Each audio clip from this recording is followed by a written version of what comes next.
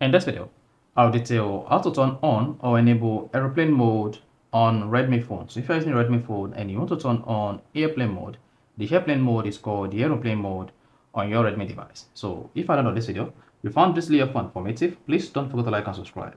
To turn on aeroplane mode on Redmi, all you just need to do is go to your Redmi phone settings, and on the settings page, scroll down. Click on more connectivity options, then locate aeroplane mode and then toggle on this. This is going to have the aeroplane icon just before the battery indicator. You see that? Then to disable it, turn this off. So that's one of the ways to enable aeroplane mode on Redmi. Another way to enable aeroplane mode on Redmi is scroll down the control center or notification center like this, and then locate aeroplane mode, then click on that. Once you click on that, you see aeroplane mode is on, and this is going to turn on airplane mode on your Redmi device. So that's how you can easily turn on aeroplane mode on Redmi. So if you found this video informative, please don't forget to like and subscribe.